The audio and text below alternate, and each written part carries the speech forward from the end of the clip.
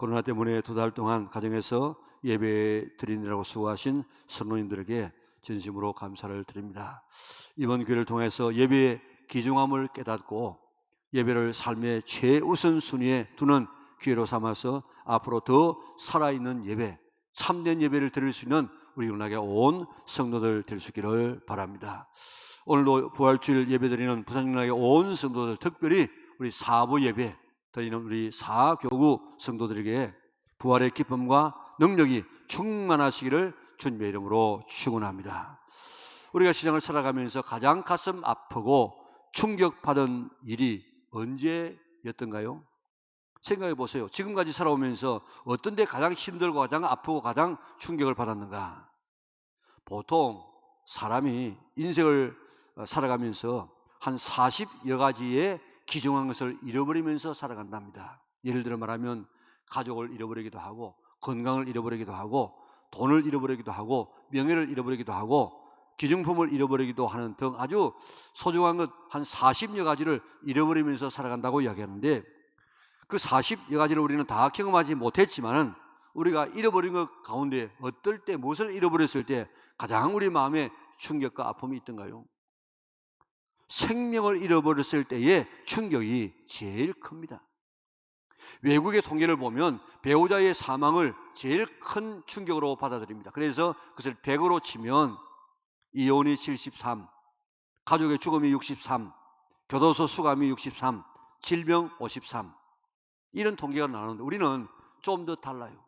우리나라는 1위가 자식의 죽음, 2위가 배우자의 죽음, 3위가 부모의 죽음, 4위가 이혼, 5위가 형제 사망, 형제의 죽음. 그때 충격을 받는다는 것입니다.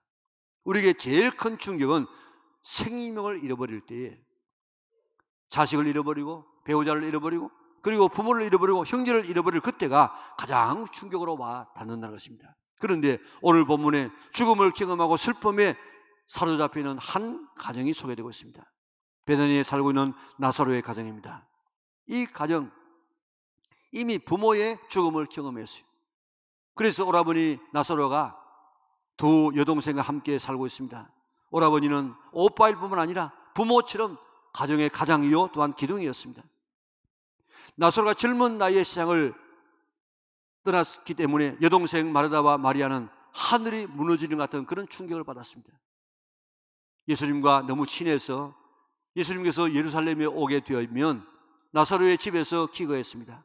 그리고 예수님 친히 말씀하시기를 나사로는 나의 친구라고 이야기했습니다.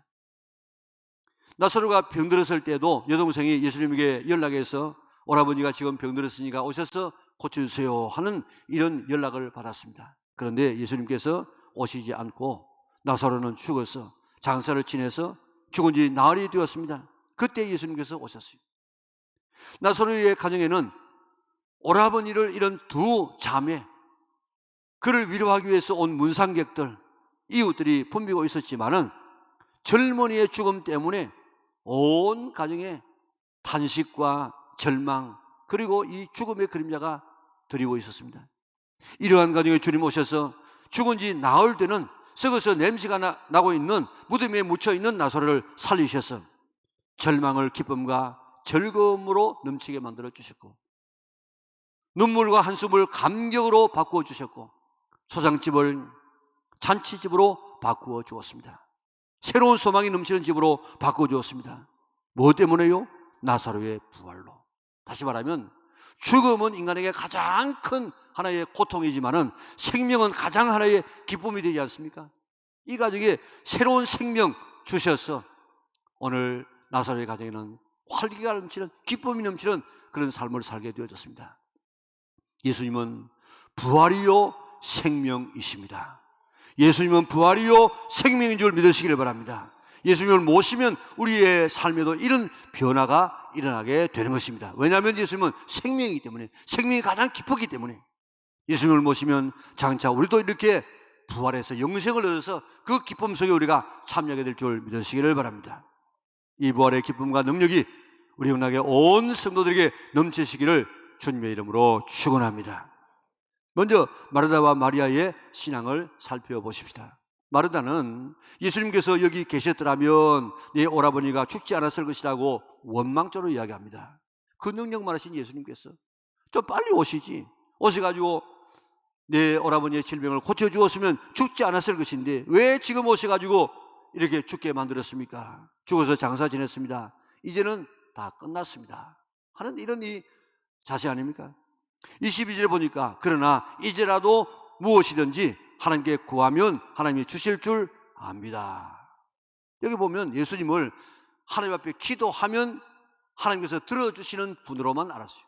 그런데 예수님은 누구십니까? 예수님은 우리의 기도를 들으시는 분이에요. 예수님은 하나님 자체이십니다. 그러니까 예수님께서 뭐라고 이야기했습니까? 내 오라비가 다시 살게 될 것이다. 그러니까 이 마르다가 뭐라고 이야기합니까? 예, 마지막 날에는 부활할 때 다시 살아날 것입니다. 유대인들은 메시아가 오실 때 감람산을 넘어가지고, 예루살렘은 동문이죠, 동문을 통해 가지고 성전으로 들어간다고 그렇게 믿었고 성경에도 그렇게 나와 있어요. 그래서 그 예수님께서 오실 그때에 거기에 있는 가까이 있는 사람들이 부활한다고 했습니다. 그래서 감람산이 이스라엘 백성이 제일 좋아하는 그 묘지의 묘지. 거기 가면 지금도 엄청난 무덤들이 거기 있는데, 그때 예수님 메시아가 오실 그때에 우리 오빠도 살아나게 될 것입니다. 지금은 아닙니다. 이제 끝났습니다. 그때 예수님께서 뭐라고 이야기했습니까? 우리가 좀 외워볼까요? 나는 부활이요 생명이니 나를 믿는 자는 죽어도 살겠고, 무릇 나를 믿는, 나는 살아서 나를 믿는 자는 영원히 죽지 아니하리니 이것을 내가 믿느냐? 마르다는 예, 내가 믿습니다. 주는 그리스도시요 세상에 오시는 하나님의 아들이신 줄 내가 믿습니다. 그렇게 고백했습니다. 이 믿음 보시고 예수님께서 나사로를 살려주었습니다. 슬픔의 가정이 기쁨의 가정이 되어졌습니다. 소상집이 잔치집으로 변화되어졌습니다. 마르다는 처음에는 죽은 자가 어떻게 살아나느냐 믿어지지 않았습니다. 끝날에는 다 부활할 그때에 내 오라버니도 부활하게 될 것입니다, 막연한 이런 부활 사상을 가지고 있었습니다. 그러나 예수님께서 나는 부활이요 생명이니 나를 믿는 자는 죽어도 살겠고, 무릇 살아서 나를 믿는 자는 영원히 죽지 아니하리니 네가 이것을 믿느냐 하시는 이 말씀에 예, 믿습니다 하고 고백했습니다. 희미하게 믿는 마르다가 예수님과 대화를 하면서 확실하게 믿어졌습니다. 처음에는 두 번이나 압니다 이렇게 하다가 나중에는 믿습니다 하는 신앙으로 바뀌어집니다. 오늘 부활주의를 통해서 예수님은 부활이요 생명이라고 믿으시기를 바랍니다.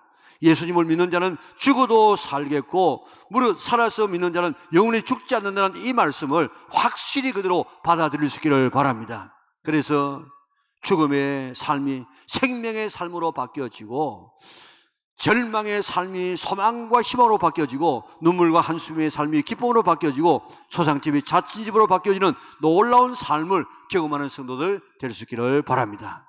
자, 보세요. 예수님께서 말씀하시기를 나는 부활이요 생명이라고 이야기했습니다. 나는 부활시키는 자요, 나는 생명을 주는 자라, 그 말이 아닙니다. 예수님은 부활 자체예요, 부활 자체.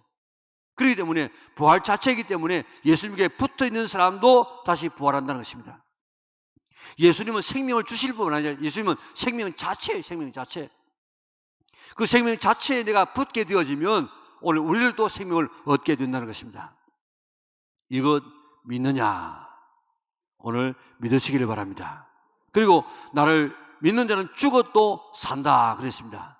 우리에게는 두 개의 생명이 있습니다.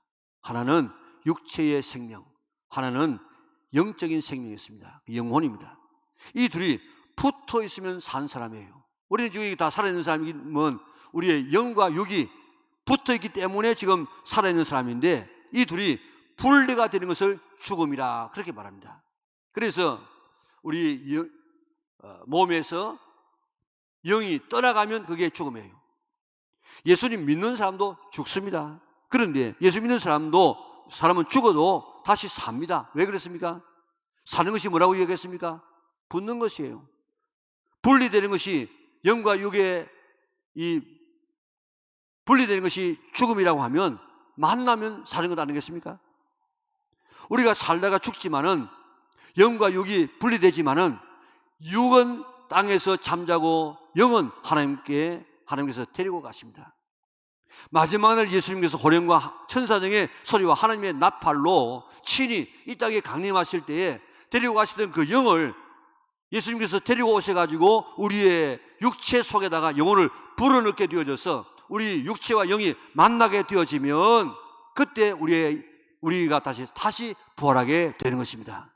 떨어져서 죽었던 우리인데 이제 다시 붙어가지고 우리가 사는 그걸 갖다가 부활이라 그렇게 말하고 있습니다. 이것을 네가 믿느냐 묻고 있습니다.